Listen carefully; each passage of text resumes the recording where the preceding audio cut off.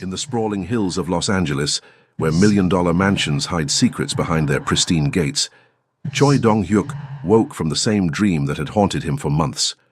The woman with warm brown skin and gentle eyes, moving through his home like she belonged there, smiling at him with a love so pure it made his chest ache. Every morning, he searched his memory for her face in real life, but she existed only in his dreams until the day his world changed forever. The dream felt different this time, more vivid, more real, as if the universe was preparing him for something extraordinary. He had no idea that downstairs, his housekeeper, Mrs. Jung, was interviewing a young woman whose life had been shattered by trauma, a brilliant mind forced into humble work by circumstances beyond her control. He had no idea that in mere hours, his dreams would walk through his front door, wearing a simple uniform, carrying cleaning supplies, and looking nothing like the powerful businessman's daughter he was supposed to marry. Some people believe in destiny, others believe in coincidence. But when Eden Carter stepped into the marble foyer of the Choi mansion that Tuesday morning, both destiny and coincidence held their breath, waiting to see which would claim credit for the love story about to unfold. The morning sun filtered through the floor-to-ceiling windows of the Choi mansion, casting golden patterns across the Italian marble floors that Eden Carter now found herself responsible for maintaining. She adjusted the cleaning cart's squeaky wheel and took a steadying breath, reminding herself that this job, humble as it was, represented hope. Hope for stability, hope for healing, hope for a future where her psychology degree might mean something again. "Remember, Mr. Choi is very particular about his privacy," Mrs. Young had explained during yesterday's interview, her kind eyes crinkling with concern. "He's a businessman with many, demanding clients. You clean efficiently, quietly, and if you encounter him, you bow respectfully and continue your work.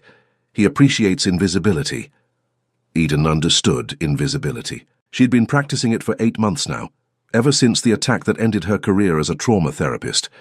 Ever since Dr. Diane Foster had gently suggested she take extended leave after Eden's panic attacks made it impossible to be alone with male patients. Ever since her savings ran out and her UCLA psychology degree became just expensive paper on her apartment wall. She began in the East Wing, methodically dusting the priceless Korean artifacts that spoke of old money and older traditions. Each piece told a story of heritage and honor, concepts that felt foreign in her current circumstances, but somehow comforting in their permanence. The work was meditative, allowing her mind to quiet in ways that months of therapy hadn't achieved. Eden was polishing a jade figurine when she heard footsteps on the grand staircase. Heavy, measured, confident. Her body tensed automatically, the familiar spike of adrenaline that came with unexpected male presence. She forced herself to breathe through it, focusing on the cleaning cloth in her hands. Choi Dong-hyuk descended the stairs with the fluid grace of a man accustomed to command. At 32, he possessed the kind of presence that made rooms go quiet, not from fear but from respect. His black hair was perfectly styled, his charcoal suit immaculate, and his dark eyes held the weight of responsibilities most people couldn't imagine. He was thinking about the morning's meetings, the delicate negotiations that required his personal attention, when movement in his peripheral vision made him pause mid-step. A woman was cleaning his artifacts with careful, reverent touches. Her dark skin seemed to glow in the morning light, and her hair was pulled back in a simple bun that revealed the elegant line of her neck. She wore the standard uniform Mrs. Jung provided, navy blue dress, white apron, but something about her posture spoke of education, of dignity that transcended circumstance. Dong-hyuk's breath caught in his throat. It was her, the woman from his dreams. Every detail was exactly as he'd seen her night after night for months, the graceful way she moved, the concentration on her face as she worked. Even the way she tilted her head slightly when focused. It was impossible, illogical, but undeniably real. Eden felt the weight of observation and turned, expecting to see Mrs. Jung checking on her work. Instead, she found herself looking up into the most intense dark eyes she'd ever encountered. The man on the staircase was staring at her with an expression she couldn't interpret. Shock, recognition, something that made her pulse quicken for reasons that had nothing to do with fear. "I'm sorry," she said quickly, bowing as Mrs. Jung had instructed. "I didn't mean to disturb you. I'll move to another room." "No." The word came out sharper than Dong-hyuk intended. Eden's eyes widened, and he saw her take an involuntary step back. He forced his voice to soften. "No, please continue. I was just surprised to see someone new." He couldn't stop staring. In his dreams, she'd always been just out of reach, a beautiful mystery that vanished with consciousness. But here she was, real and solid and even more breathtaking than his sleeping mind had conjured. Her eyes were warm brown with flecks of gold, and when she looked at him, he felt something shift in his chest, a recognition that went deeper than logic. "You're Eden Carter," he said, remembering Mrs. Young mentioning the new hire's name. "Yes, sir." Her voice was soft but steady, professional despite the obvious nervousness. "Mrs. Young hired me yesterday. I hope my work is satisfactory." Satisfactory. If she only knew that her mere presence had answered a question he'd been asking the universe for months. Dong-hyuk descended the remaining stairs slowly, not wanting to frighten her but unable to resist getting closer. "Where did you work before this?" he asked, genuinely curious about the woman who'd somehow existed in his dreams before existing in his life. Eden hesitated. The truth was complicated, painful, and not something she shared with employers. "I was in healthcare," she said finally, "but I needed a change." Healthcare. That explained the gentle competence he'd observed, the way she handled his possessions with care and respect. Dong-hyuk found himself wanting to know everything about her, what had brought her to his home, what had put that shadow of old pain in her beautiful eyes, what had made her trade whatever career she'd had for cleaning his floors. "And you're comfortable here?" he pressed. "Mrs. Hyung is treating you well?" The concern in his voice surprised Eden. In her experience, wealthy men didn't inquire about their domestic staff's comfort. They certainly didn't look at housekeepers with the intensity this man was directing at her. It should have frightened her, that focused attention from a powerful stranger. But somehow, it didn't. "Mrs. Jung has been very kind," Eden replied honestly. "This is a beautiful home. It's peaceful here." Peaceful. Dong-hyuk almost smiled at that. His life was many things, but peaceful wasn't typically one of them. Yet looking at Eden in his foyer, surrounded by the artifacts of his heritage, he felt something he hadn't experienced in years, a sense of rightness, of completion. "Good," he said simply. "I want you to be comfortable here." Their eyes met and held for a moment that stretched longer than propriety suggested. Eden felt her breath catch, not from panic, but from something else entirely. This man, her employer, was looking at her like she mattered, like she was more than just another piece of household staff. Mrs. Jung's voice echoed from the kitchen, calling Eden's name, and the spell broke. "I should go," Eden said, gathering her cleaning supplies. "Mrs. Jung needs me." "Of course." Dong-hyuk stepped aside to let her pass, catching a hint of her scent, something clean and floral that made his head spin. "Eden?" She turned back and he saw his own confusion reflected in her eyes. This feeling, this recognition, it wasn't one-sided. "Welcome to my home," he said softly. As Eden disappeared into the kitchen, Dong-hyuk stood in his foyer, his mind reeling. The woman from his dreams was real. She was in his house, cleaning his floors, and looking at him with eyes that held secrets he desperately wanted to uncover. For the first time in months, he cancelled his morning meetings. He needed to understand what was happening to him. He needed to understand why the universe had sent him dreams of a woman he'd never met, only to place her directly in his path when he least expected it.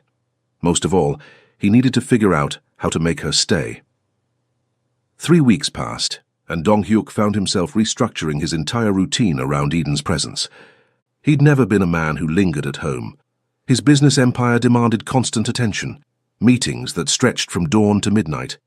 But suddenly, he discovered urgent reasons to work from his home office, important calls that required the quiet of his study, documents that simply couldn't be reviewed anywhere but his library, all excuses to catch glimpses of the woman who'd turned his ordered world upside down.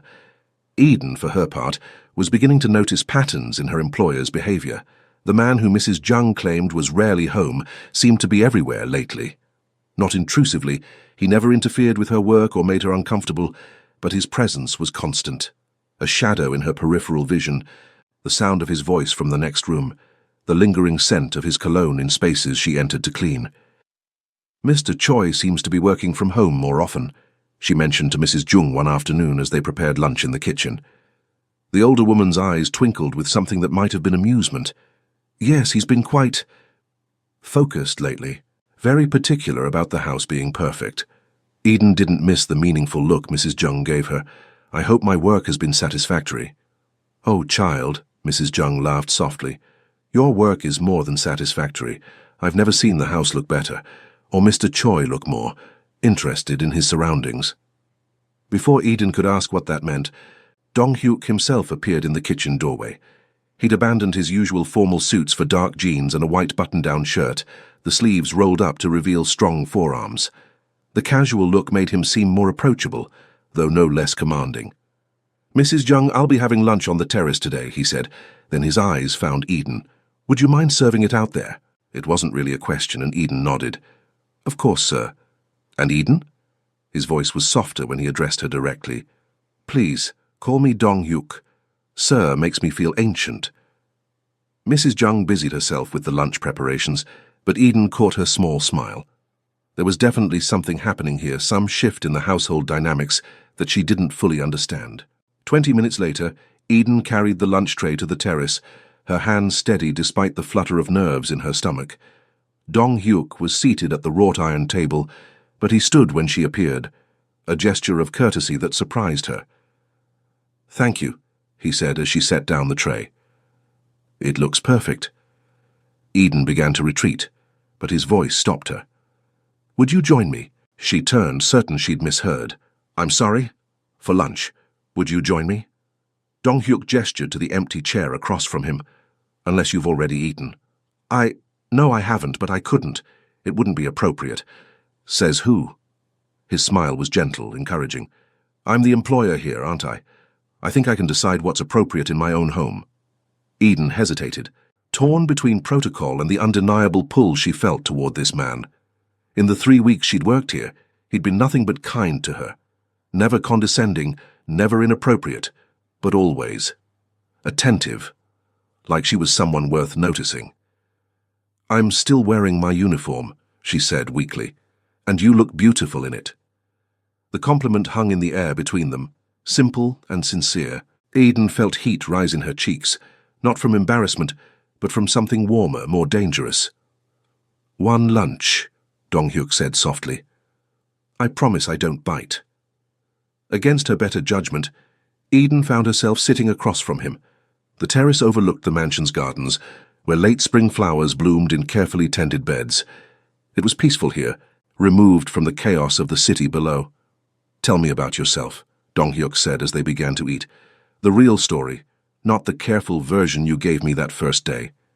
Eden's fork paused halfway to her mouth. "There's not much to tell." "I doubt that." His dark eyes were patient, encouraging. "You have a psychology degree from UCLA. Mrs. Jung mentioned it when she hired you. That's not exactly typical background for domestic work." So he'd been asking about her. Eden wasn't sure how that made her feel. Sometimes life takes unexpected turns. "It does," he agreed, "but usually there's a reason." "What happened, Eden?" The gentleness in his voice almost undid her. For months she'd carried the weight of her trauma alone, too proud to burden her friend Tiana Moore with the details, too ashamed to admit to her family how completely her life had fallen apart. "I was attacked," she said quietly, the words coming out before she could stop them. "By a patient. I was working as a trauma therapist, and one of my clients, he had a psychotic break. I was alone with him when it happened." Dong Hyuk's jaw tightened, but his voice remained gentle. "Were you hurt?" "Physically, not too badly, emotionally." She shrugged, trying to appear casual about something that had shattered her world. "I developed PTSD, panic attacks. I couldn't be alone with male patients anymore, which made my job impossible. I'm sorry." The words were simple, but the sincerity behind them was overwhelming. "That should never have happened to you." Eden looked up, surprised by the anger she heard in his voice. Not anger at her, but for her. When was the last time someone had been angry on her behalf? "It's in the past," she said, though they both knew that wasn't entirely true. "Is it?" Dong Hyuk leaned forward slightly. "Because you still flinch sometimes when I enter a room unexpectedly. You still position yourself near exits. Those aren't past behaviors, Eden, those are survival instincts." His observation was so accurate it took her breath away. "You're very observant." When it comes to you, yes. The admission was quiet, honest. I find myself paying attention to everything about you. The confession hung between them, loaded with implications that made Eden's pulse quicken. This was dangerous territory, the kind of emotional intimacy that could complicate everything. Why? She asked, though she wasn't sure she wanted the answer. Dong-hyuk was quiet for a long moment, studying her face as if memorizing every detail. Have you ever had dreams that felt more real than waking life? The question was so unexpected that Eden blinked. What do you mean? For months before you came here, I dreamed about a woman. The same woman, every night. She moved through my house like she belonged here, smiled at me like she knew all my secrets, and loved me anyway. His eyes never left hers. The first morning I saw you, I realized I'd been dreaming about you. Eden's breath caught. That's impossible. I know, but impossible doesn't make it less true. Dong-hyuk reached across the table, his fingers barely brushing hers. I've never believed in fate, Eden. I've built my life on logic, on control, on making my own destiny. But you make me question everything I thought I knew about how the world works. The touch of his fingers sent electricity through her entire body. Eden stared down at their hands, his tan skin against her darker complexion, and felt something shift inside her chest, something that had been locked away since the attack, something she'd thought might be broken forever. This is complicated, she whispered. Yes, it is. His thumb traced across her knuckles, the touch feather-light but devastating. But complicated doesn't mean wrong. Eden looked up into his eyes and saw her own confusion reflected there. This man, her employer, someone whose world was so different from hers, was looking at her like she was precious, like she was worth the complication. I should go, she said, but she didn't move to pull her hand away. Should and want are different things, Dong-hyuk said softly. What do you want, Eden? The question was loaded with possibility, with the promise of something that could change everything. Eden looked at this man who'd somehow dreamed her into his life, who'd shown her more kindness in 3 weeks than she'd experienced in months, and felt the walls around her heart beginning to crack. I want to understand, she said finally. I want to understand what's happening between us. Dong-hyuk's smile was soft, relieved. Then stay. Have dinner with me tonight. Not as my employee, but as whatever this is. Eden knew she should say no, knew that crossing this line would complicate everything, but looking into his eyes, feeling the warmth of his touch, she found herself nodding. Okay, she whispered, one dinner. As they finished lunch in comfortable conversation, neither of them noticed the figure watching from the garden's edge. Baek Ji-hoon had served as Dong-hyuk's lieutenant for 5 years, and he'd never seen his boss look at anyone the way he was looking at the housekeeper. It was a weakness, and in their world, weaknesses were dangerous things. Eden stood before her small closet in the staff quarters, staring at her limited options with growing anxiety. What did one wear to dinner with a man who could probably buy and sell small countries? Her wardrobe consisted mainly of uniforms and the few casual pieces she'd managed to salvage from her old life. A soft knock interrupted her dilemma. Come in, she called, expecting Mrs. Jung. Instead, Tiana Moore poked her head through the door, her eyes bright with curiosity. Eden's best friend since college had been her lifeline through the darkest months, the one person who'd refused to let her disappear completely. Girl, what is this emergency text about needing to borrow a dress? Tiana demanded, stepping into the small room with a garment bag. And why are you living in some mansion like you're in a K-drama? It's complicated, Eden said, accepting the hug Tiana offered. Complicated how? Last I heard, you were cleaning houses to pay rent. Now you're texting me from some Beverly Hills address asking for emergency fashion help. Tiana's eyes narrowed. Please tell me you're not doing anything dangerous. It's not dangerous, Eden said quickly. At least I don't think it is. It's just unexpected. Tiana unzipped the garment bag, revealing a stunning burgundy dress that would complement Eden's skin tone perfectly. Unexpected how? And don't you dare give me some vague non-answer. I've been worried about you for months. Eden sank onto her narrow bed, suddenly overwhelmed by the surreal nature of her situation. My employer asked me to have dinner with him. Your employer? Tiana's voice was carefully neutral. The one who owns this mansion? Yes. And you said yes because... Because... Eden struggled to find words for something she barely understood herself. Because when he looks at me, I don't feel broken anymore. The simple honesty of the statement made Tiana's expression soften. She'd watched her brilliant, compassionate friend retreat into herself after the attack, seen the light dim in eyes that had once sparkled with purpose and joy. "Tell me about him," Tiana said, settling beside Eden on the bed. "His name is Choi Dong-hyuk. He's Korean, successful, and—" Eden paused, trying to capture the essence of what made him different. "He's kind. Not just polite, genuinely kind. He notices things. He cares about whether I'm comfortable, whether I'm happy. And you trust him?" It was the crucial question, the one that mattered most given Eden's history. She considered it carefully. "Yes. I know it sounds crazy, but yes, I feel safe with him in a way I haven't felt safe with anyone since." "Since the attack," Tiana finished gently. "Eden, that's huge. You know that, right?" "I know it's confusing. He's my employer. He's wealthy and powerful and completely out of my league. But there's something between us, something I can't explain."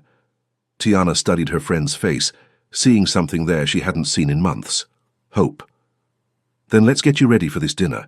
But promise me something." "What?" "Promise me you'll be careful, not just physically but emotionally. You're just starting to heal, and I don't want to see you get hurt again." Eden nodded, accepting the wisdom in her friend's concern. "I promise." An hour later, Eden stood before the mirror in the burgundy dress, barely recognizing herself. The dress fit perfectly, elegant without being overly formal, and Tiana had worked magic with her hair and makeup. She looked like the woman she'd been before the attack, confident, beautiful, worthy of attention. "He's not going to know what hit him," Tiana said with satisfaction. "Now remember, you're not just the help tonight. You're Eden Carter, brilliant psychologist and amazing woman who happens to be having dinner with a man who's lucky to be in your presence." The pep talk helped, but Eden's nerves returned as she made her way to the main house. Mrs. Jung had left for the evening, giving them privacy that felt both thrilling and terrifying. Dong-hyuk was waiting in the dining room, and when he turned to see her, his expression made every moment of anxiety worthwhile. He looked stunned, as if he'd forgotten how to breathe. "Eden," he said softly, "you're breathtaking." He'd changed from his casual afternoon attire into a dark suit that emphasized his broad shoulders and lean frame.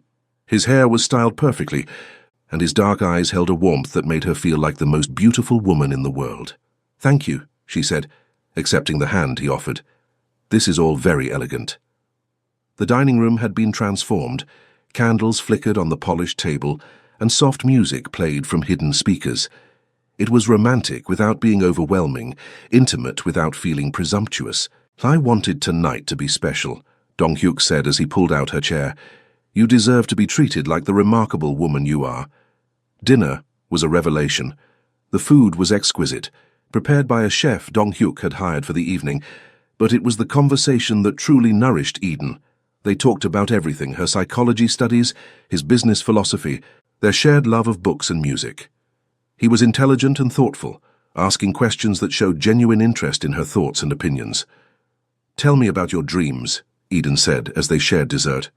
"Before you saw me, I mean. What were they like?" Dong-hyuk's fork paused halfway to his mouth. "Vivid, more real than any dream I'd ever had. You were always here, in this house, but it felt like home in a way it never has in reality. You'd smile at me and I'd feel this overwhelming sense of peace, of rightness. And you'd never seen me before? Not even in passing? Never. I searched my memory countless times, wondering if I'd glimpsed you somewhere and my subconscious had latched onto the image. But no, you were completely unknown to me, yet completely familiar." Eden set down her spoon, studying his face. "That's extraordinary." "Do you believe in fate?" he asked suddenly. "I used to. Before the attack, I believed that everything happened for a reason, that the universe had a plan." She was quiet for a moment. "After, I believed that bad things just happened randomly, that there was no greater purpose to suffering. And now I don't know what to believe. Meeting you, feeling this connection, it makes me wonder if maybe both things can be true. Maybe bad things happen randomly, but good things, the right things, those might be fate." Dong-hyuk reached across the table, taking her hand in both of his. "I've built my entire life on control, on making my own destiny through careful planning and decisive action. But you make me believe in something bigger than myself." The intensity in his voice made Eden's heart race. Dong-hyuk, I know this is fast. I know it's complicated, but I need you to know that what I feel for you isn't just attraction or curiosity. It's deeper than that. It's like you're the missing piece I never knew I was looking for. Eden felt tears prick her eyes. I'm scared, she admitted. I'm scared of feeling this much for someone I've known for 3 weeks. I'm scared of trusting my judgment after everything that's happened. But mostly, I'm scared of how right this feels. Then we'll be scared together, he said simply. But we don't have to be scared alone. He stood, still holding her hand, and led her to the terrace doors. The night air was cool and sweet with the scent of jasmine. The city sparkled below them like a carpet of stars. Dance with me, he said softly. There's no music. There's always music when you're with the right person. Eden let him pull her into his arms, swaying gently to a rhythm only they could hear.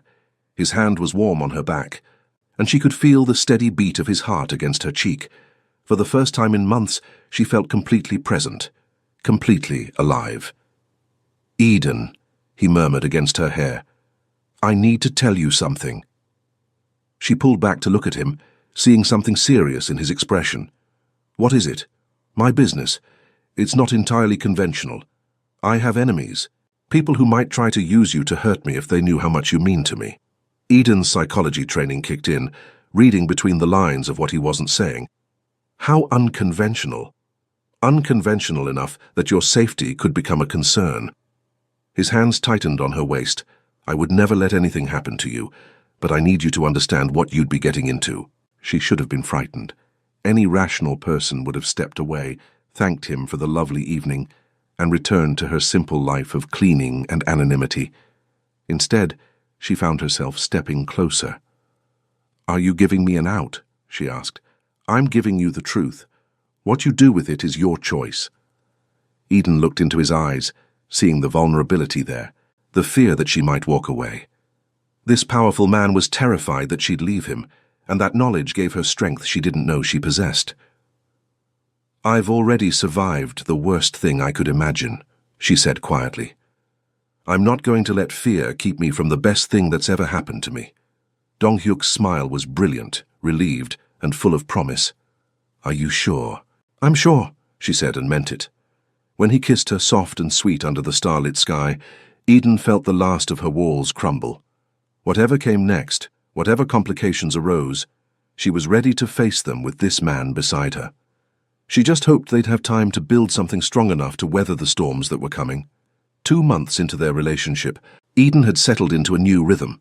Officially, she was still Dong-hyuk's housekeeper, but the lines had blurred beyond recognition. She spent her days maintaining the mansion and her evenings in his arms, learning the contours of a love she'd never thought possible.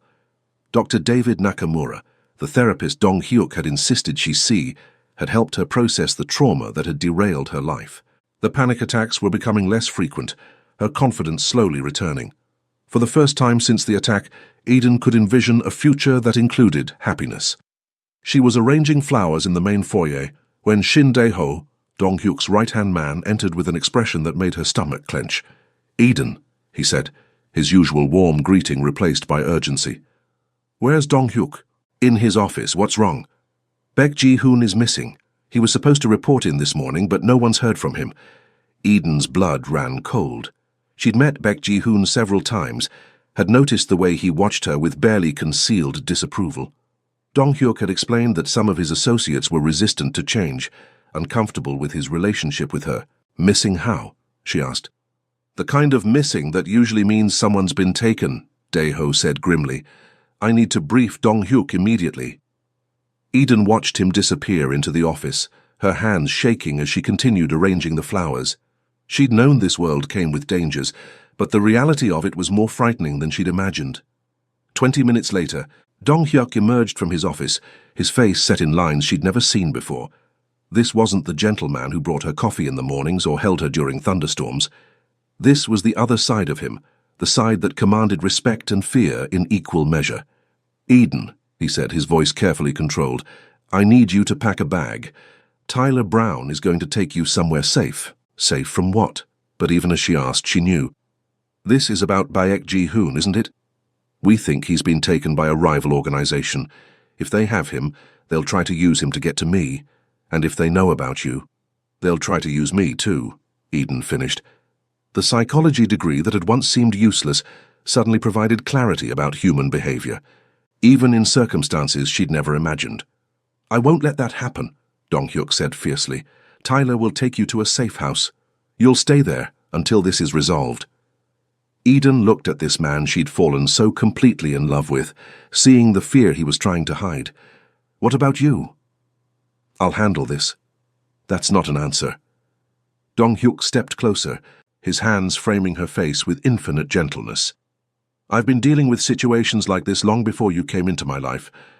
I know how to protect myself. But you didn't have someone you loved before, Eden said quietly. You didn't have something to lose. The words hung between them, the first time either had spoken of love aloud. Dong-hyuk's eyes closed briefly, as if the admission caused him physical pain. Which is exactly why I need to know you're safe, he said. I can't think clearly if I'm worried about you. Eden understood the logic, but every instinct rebelled against separation. How long? I don't know. Days, maybe weeks. Weeks! The thought of being apart from him for weeks made her chest tighten with panic. Dong-hyuk? I can't. You can, he said firmly. You're the strongest woman I know. You survived something terrible and came out the other side. You can survive this, too. Before Eden could argue further, Tyler Brown appeared with a duffel bag and a grim expression. We need to go now, he said. Daeho's sources say they're moving tonight. Dong-hyuk pulled Eden into his arms, holding her so tightly she could barely breathe. I love you, he whispered against her hair. I love you more than I thought possible, and that's why I need you to go. I love you too, she whispered back, tears streaming down her face. Promise me you'll be careful. I promise. The safe house was a modest apartment in a nondescript building across town.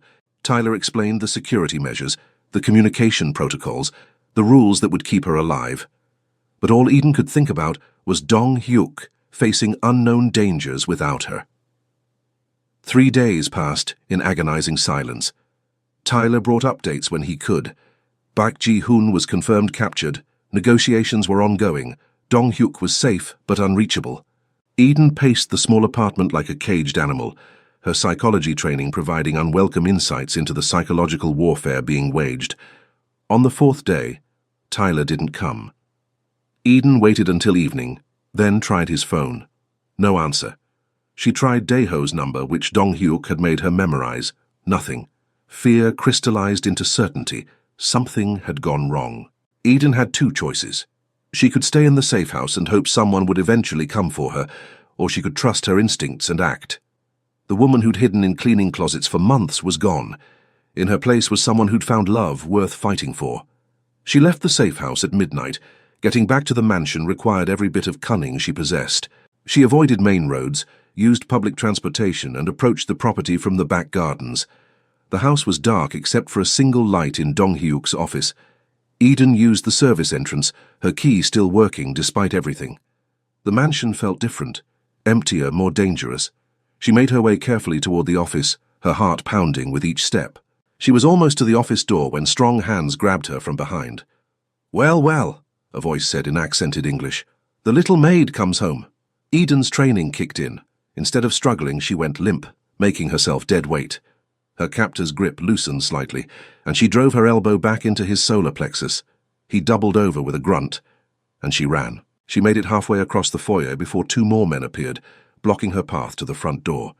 Behind her, she could hear her first attacker recovering. Bring her to me, another voice commanded from the office. Carefully, she's valuable. Eden was dragged into Dong-hyuk's office, where a man she didn't recognize sat behind the desk like he owned it. He was older, with silver hair and cold eyes that assessed her like merchandise. Miss Carter, he said pleasantly, I'm Nikolai Petrov. I believe you know why you're here. Where is he? Eden demanded, proud that her voice didn't shake. Your lover? Safe for now, as are his associates, but their continued safety depends entirely on your cooperation. Eden's mind raced, analyzing the situation with clinical detachment. What do you want? Dong-hyuk has something that belongs to me. Information about shipping routes that could be very profitable in the right hands. He's been reluctant to share. And you think I can convince him? Petrov smiled, and it was the most frightening expression Eden had ever seen. I think you're exactly the motivation he needs. They bound her hands and moved her to the wine cellar, a space she'd cleaned countless times, but never imagined as a prison. The stone walls were thick, the single entrance easily guarded. Eden forced herself to stay calm, to think like the psychologist she'd trained to be. Petrov was a textbook narcissist with sociopathic tendencies. He would use psychological pressure before physical force, would want to break her spirit before harming her body. That gave her time if she was smart about using it. Hours passed. Eden could hear movement upstairs, voices speaking in languages she didn't recognize. She used the time to study her surroundings, looking for weaknesses, escape routes, anything that might give her an advantage. When they came for her again, it was dawn. Petrov looked tired but satisfied, like a man whose plans were proceeding smoothly. Your lover is proving stubborn, he said conversationally. Perhaps a phone call from you would help clarify his priorities. They brought her upstairs to the living room, where a phone waited on the coffee table. Eden could see the garden through the windows, the flowers she'd tended looking impossibly beautiful in the morning light. Call him, Petrov commanded. Convince him to be reasonable. Eden took the phone with steady hands, dialing the number she knew by heart. It rang once before Dong Hyuk's voice answered, tight with worry and rage. Eden, are you hurt? I'm okay, she said, and meant it. Are you? I'm fine. Eden, I'm going to get you out of there. I know you are. She looked directly at Petrov as she spoke. But I need you to know something first. I'm not afraid anymore. Petrov's eyes narrowed, sensing something in her tone that he didn't like. I was broken when I came to you, Eden continued, her voice growing stronger. Scared and damaged and barely surviving. But you helped me remember who I really am. You helped me remember that I'm not a victim, I'm a survivor. Eden. Dong Hyuk's voice was strained. They think I'm just a maid, she said, her eyes never leaving Petrov's face. They think I'm weak, that I'll break easily. They don't know that I already survived the worst thing I could imagine. They don't know that I came back from that stronger than before. Petrov reached for the phone, but Eden stepped back, her voice rising. They don't know that I'm not afraid of them, because the only thing I was ever really afraid of was losing you. And I'd rather die fighting than live without you. The phone went dead as Petrov snatched it away, his face twisted with rage. Stupid girl. You think your little speech changes anything? Eden smiled, and for the first time since this ordeal began, she felt truly calm. No, but I think it bought him enough time to get here. The sound of shattering glass came from the kitchen, followed by shouts and the unmistakable sounds of violence. Petrov's men ran toward the noise, leaving Eden alone with their leader. I have no idea what you've done, Petrov snarled, pulling a gun from his jacket. Yes, I do, Eden said quietly. I chose love over fear. The office door exploded inward, and Dong Hyuk appeared like an avenging angel, his face a mask of controlled fury. Behind him, Daeho and Tyler moved with lethal efficiency, securing the room. Petrov swung his gun toward Eden, but she was already moving, using every self-defense technique Dr. Nakamura had insisted she learn. The gun went off, the bullet embedding itself in the wall where she'd been standing.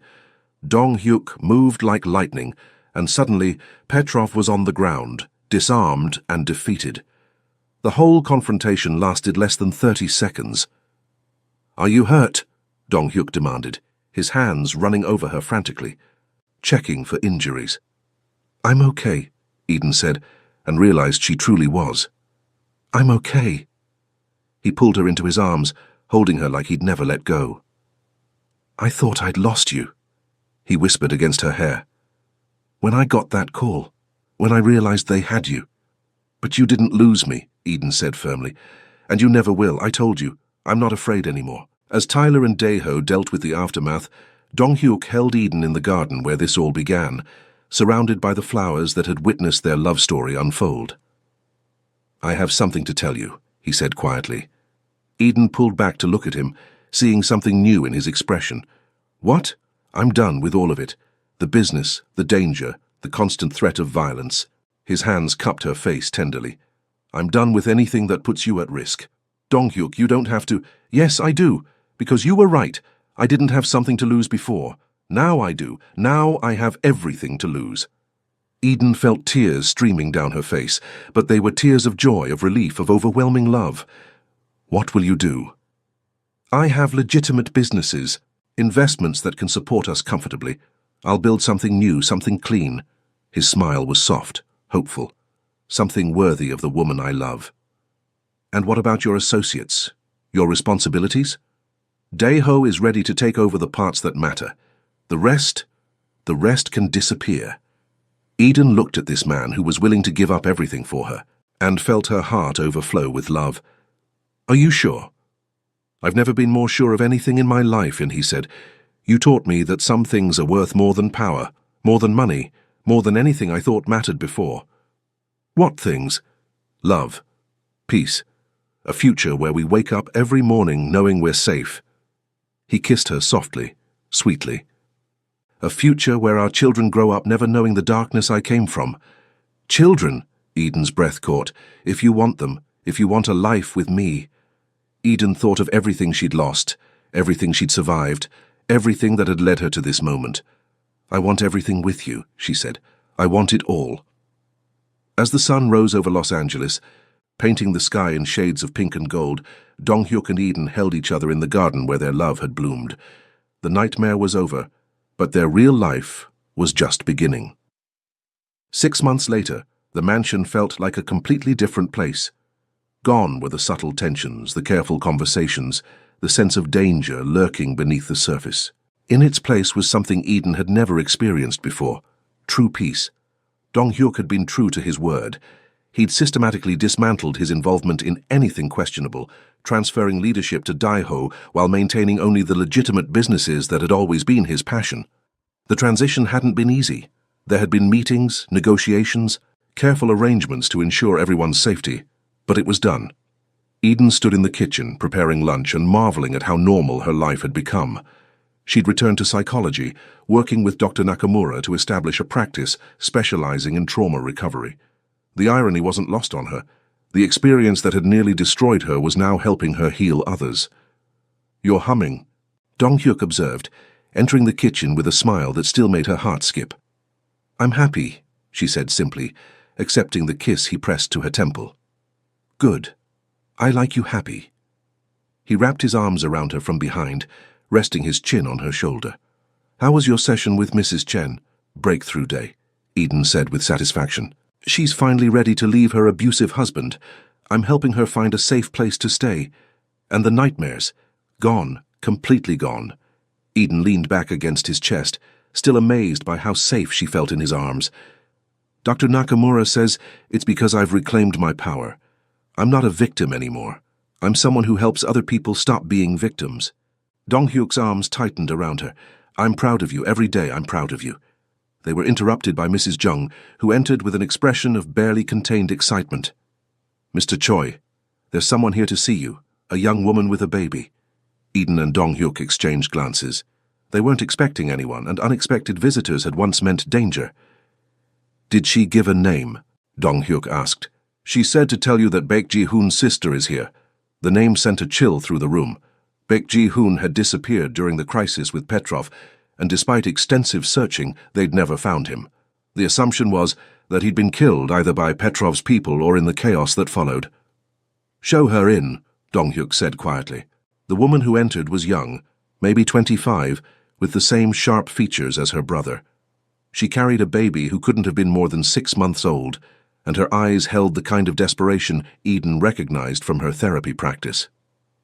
"Mr. Choi," she said, bowing deeply. "My name is Baek Soo-jin. I'm sorry to come here unannounced, but I didn't know where else to go." "Please, sit," Dong-hyuk said gently, gesturing to the kitchen table.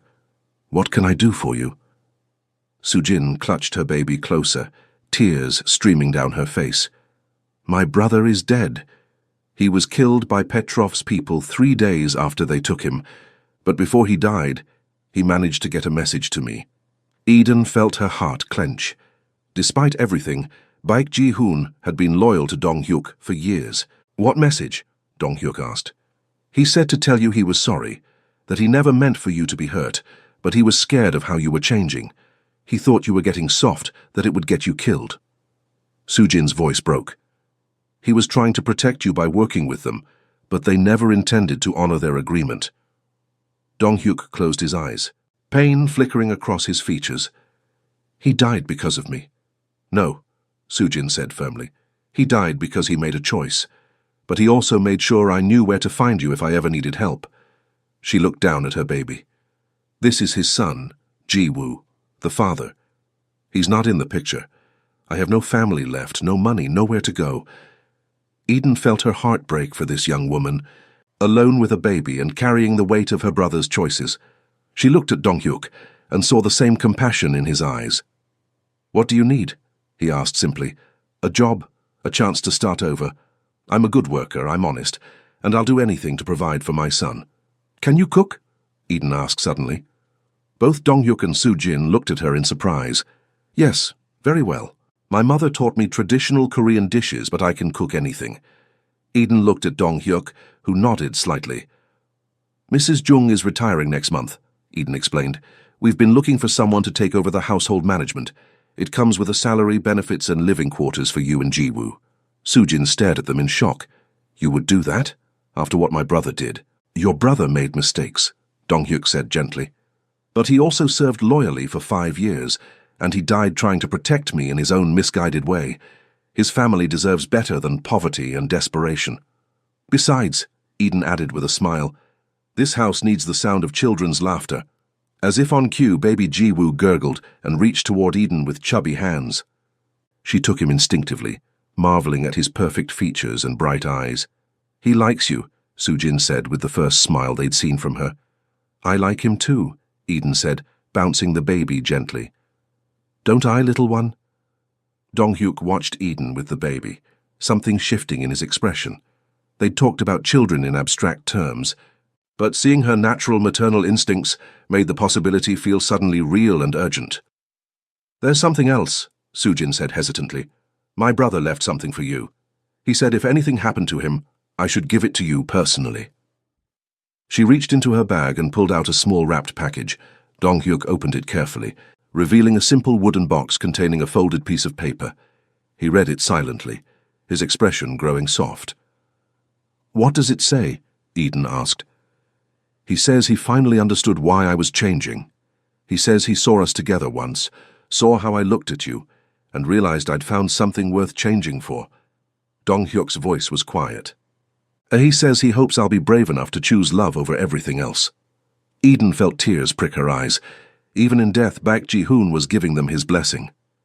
"He also says," Dong-hyuk continued, "that he hid something in the garden, something he thought I might need someday." An hour later, they found it buried beneath the rose bushes, where Eden had first worked in the garden. It was a small velvet box, wrapped in plastic to protect it from the elements. Dong-hyuk opened it with shaking hands, revealing a ring that took Eden's breath away. It was vintage, clearly Korean in design, with a central diamond surrounded by smaller stones, in a pattern that looked like flower petals. "It was my grandmother's," Dong-hyuk said softly. "I thought it was lost when my family's house burned down years ago. Ji-hoon must have saved it somehow." Eden stared at the ring, understanding the significance. "He was planning this. He knew I'd want to marry you before I knew it myself," Dong-hyuk said with wonder. "He saved the one thing that would make it perfect." Eden looked at this man who'd transformed her life, who'd helped her heal and grow and become stronger than she'd ever imagined possible. "Are you asking me something?"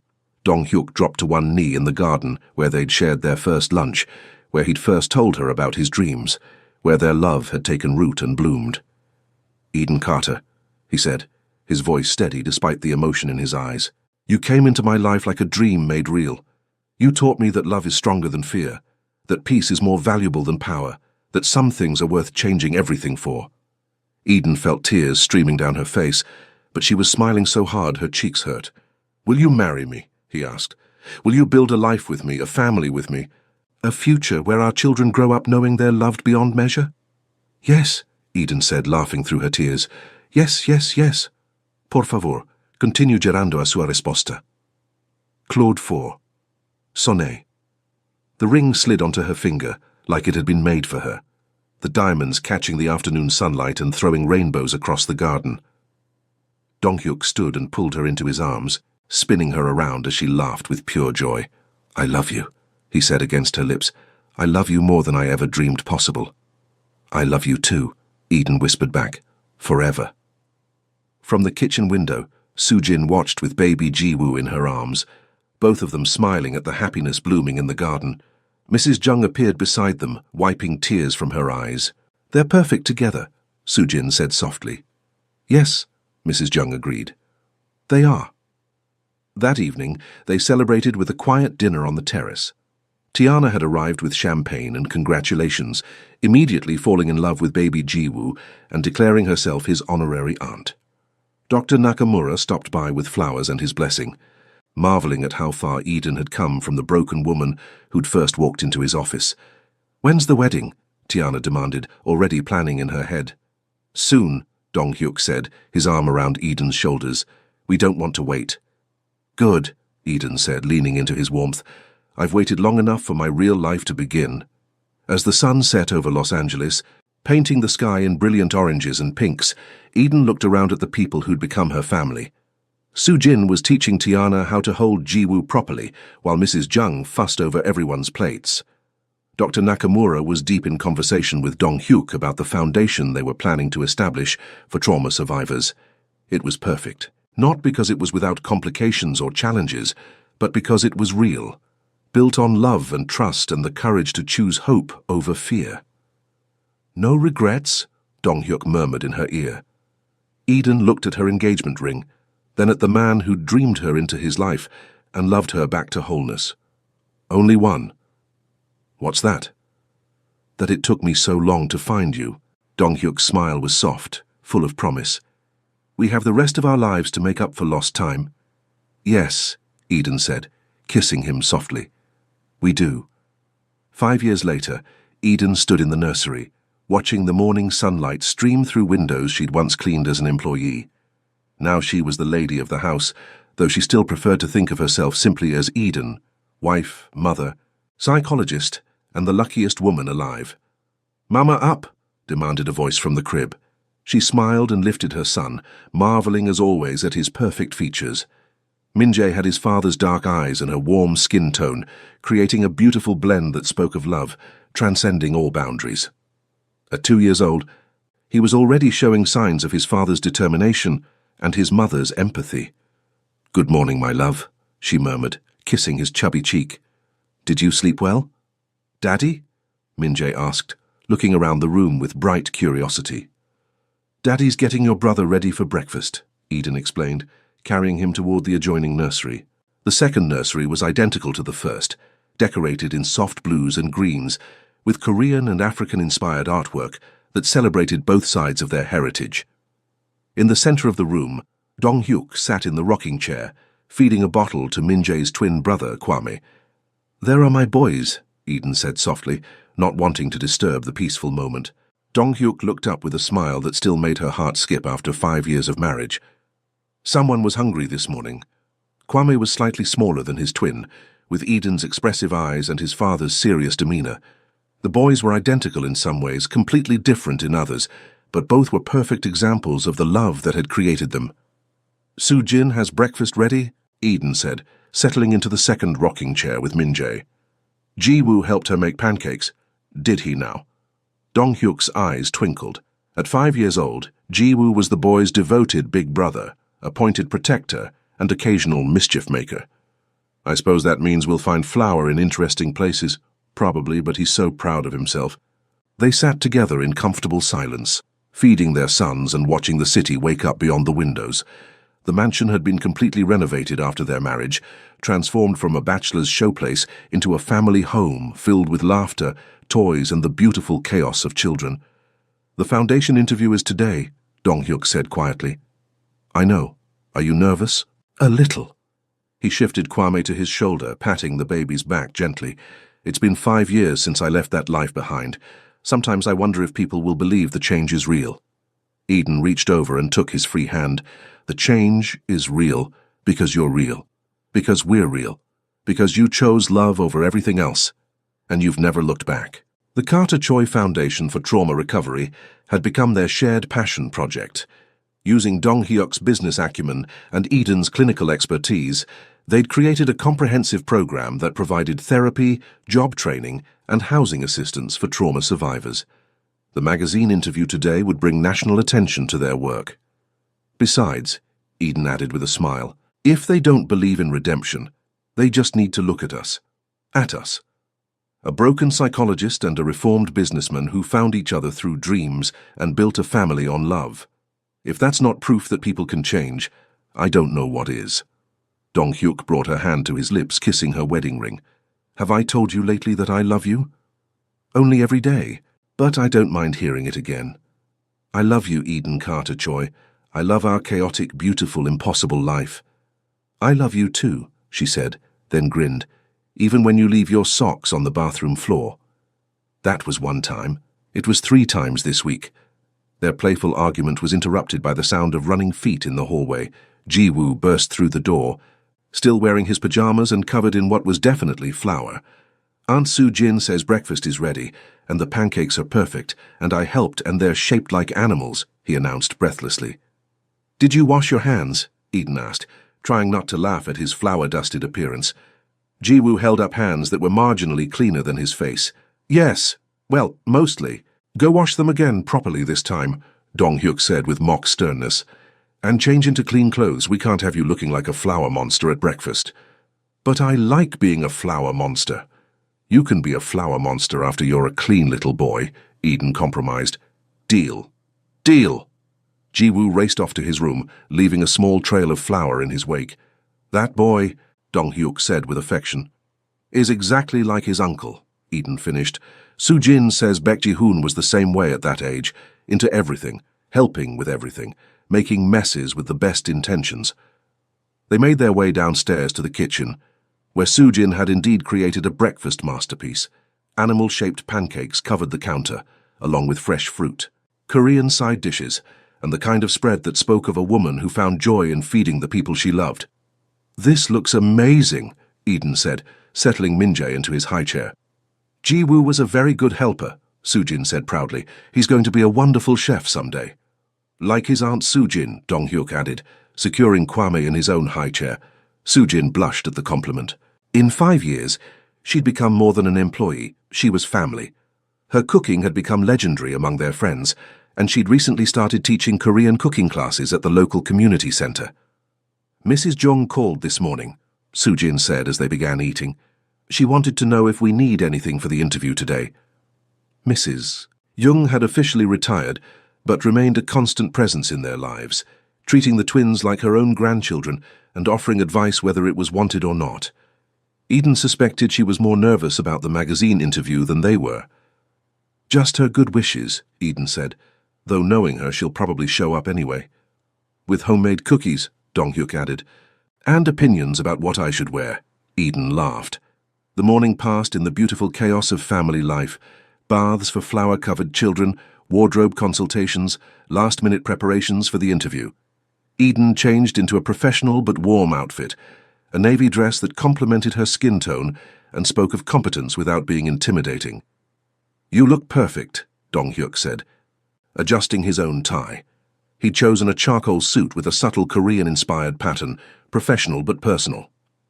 We look like people who know what we're doing, Eden corrected. Do we know what we're doing? Most of the time, and when we don't, we figure it out together. The interview took place in the Foundation's offices, a converted warehouse in downtown LA that they'd transformed into a welcoming space for trauma survivors. The journalist, a woman named Sarah Martinez, was clearly impressed by both the facility and their story. 5 years ago, you were running a very different kind of organization, she said to Dong Hyuk. What made you decide to change everything? Dong Hyuk looked at Eden, drawing strength from her presence as he always did. I fell in love in her, he said simply, not just with Eden, but with the possibility of being someone better than I was. And you, Dr. Carter Choi, Sarah turned to Eden. You went from trauma victim to helping other trauma survivors. That's an incredible journey. Trauma doesn't have to define us, Eden said. It can transform us, if we let it. My husband helped me see that my experience could become my strength, that I could use what I'd survived to help others survive too. Tell me about the Foundation's approach. We believe in treating the whole person, Dong Hyuk explained. Trauma affects every aspect of someone's life: their mental health, their ability to work, their housing stability, their relationships. We address all of those things. We also believe in the power of community, Eden added. Healing happens in relationship with others.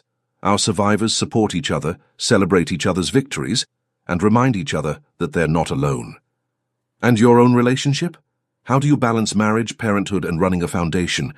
Eden and Dong-hyuk exchanged a look full of private communication. We don't balance, Eden said with a laugh. We integrate. Our family is part of our mission, and our mission is part of our family.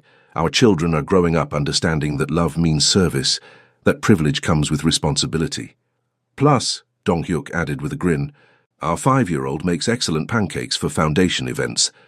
The interview continued for another hour, covering their programs, their successes, their plans for expansion. Sarah was thorough but respectful, clearly moved by their story and impressed by their work. One last question, she said as they wrapped up.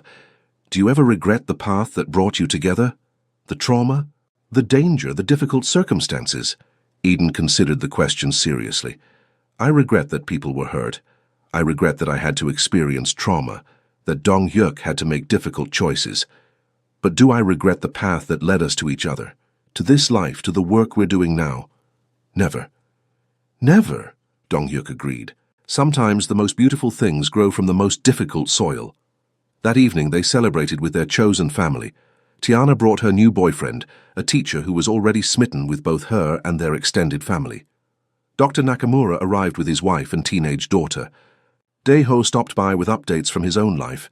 He'd married a lovely woman and was expecting his first child.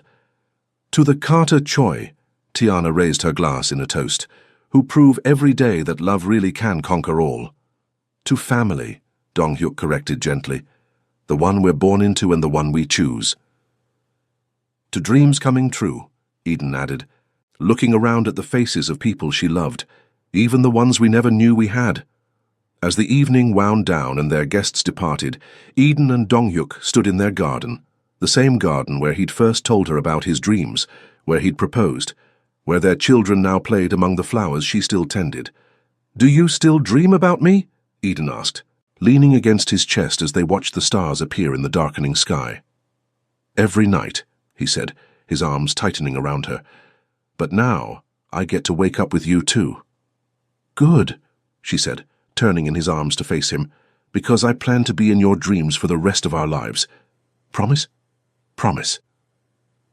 As they kissed under the stars, surrounded by the garden that had witnessed their love story unfold, Eden marveled at the journey that had brought them here. From broken psychologist to beloved wife and mother, from trauma survivor to healer of others, from invisible maid to the center of someone's universe. Some people might call it destiny, others might call it luck. But Eden knew the truth. It was love. Love that had transformed them both, love that had created their family, love that continued to grow stronger with each passing day. And in the nursery upstairs, their twin sons slept peacefully, dreaming their own dreams of a future filled with possibility, protected by parents who had learned that the greatest strength comes from choosing love over fear, hope over despair, and each other over everything else. The dreams that had brought them together had become the reality that would sustain them forever.